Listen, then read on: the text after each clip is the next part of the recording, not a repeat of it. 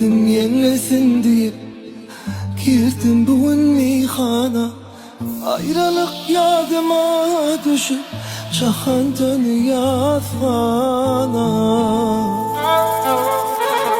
Azıcık dinleyin deyip girdim bugün meyhana.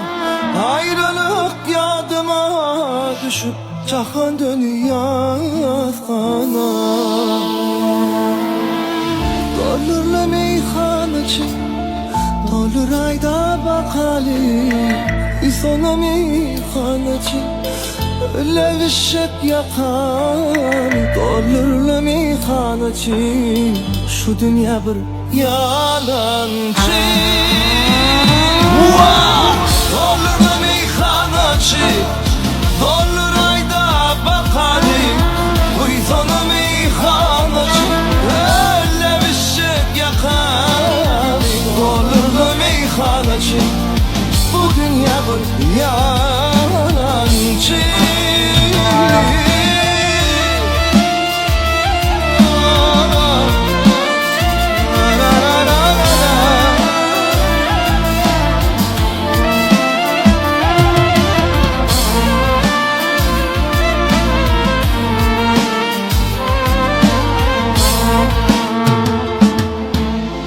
Kollarımda gitara, dilimde ahın ağlam.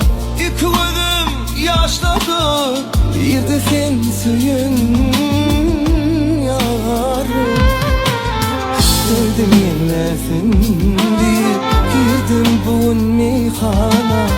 Ayrılık yadıma düşüp çakan dönüyor fana.